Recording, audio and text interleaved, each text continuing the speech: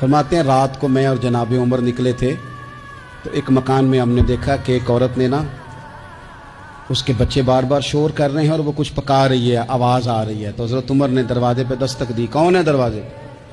کہا میں ایک غلام ہوں۔ حضرت عمر کہتے ہیں غلام ہوں، بہن کیا مسئلہ ہے، بچے کیوں رو رہے ہیں؟ تو بی بی کہنے لگی تمہیں کیوں بتاؤں، جاؤ نا اپنا کام کرو۔ حضرت عمر نے اصرار کیا تو تلخ لہجے میں، اس تلخ لہجے میں بی بی کہنے لگی دعا کرو اللہ میرے اور عمر کے درمیان قیامت میں فیصلہ کرے۔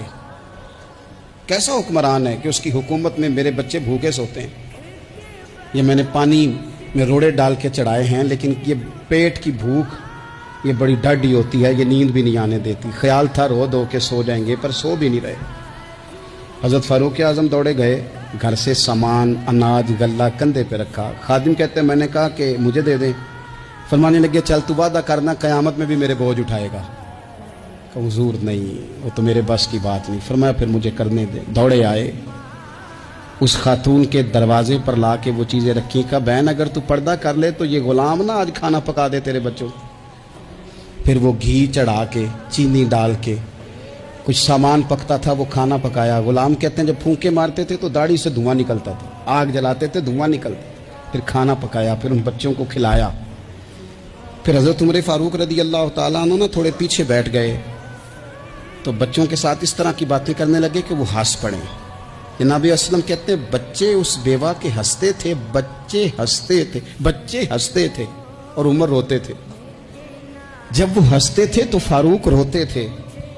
پھر وہ بچے آہستہ آہستہ لیٹنے لگے اور جب وہ سونے کی طرف بڑھنے لگے تو حضرت عمر کہنے لگے بہن میں جاؤں؟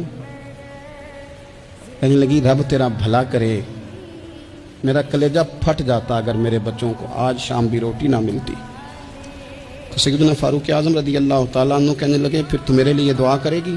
کہنے لگی میں دعا کرتی ہوں اللہ عمر کی جگہ تیرے جیسا کو نیک آدمی بٹھا دے۔ تو حضرت عمر کہنے لگے ایک چھوٹی سی گزارش بھی مان لو گی؟ کا کیا؟ فرمانے لگے کوئی یہ میری خدمت اگر پسند آئی ہے تو عمر کو معاف نہیں کر دیتی؟ غلطی ہو گئی، اسے پتہ نہیں تھا۔ اپنے منہ سے کہنے لگے سیاںا بھی نہیں، باشعور بھی نہیں، اسے چاہیے تھا خلافت کی ذمہ داریاں نہ لیتا۔ لیکن حضرت صدیق نے کہا تو وہ مان گیا، اگر تو قیامت میں اس کی شکایت لگائے گی تو بڑا کمزور پڑ جائے گا، اس کے لیے مشکل ہو جائے گا۔ تو کہنے لگی اچھا اگر تو اتنی سفارش کرتا ہے تو جا، میں نے عمر کو معاف کیا۔ حضرت فاروق اعظم نے چہرے سے کپڑا ہٹایا تو بھی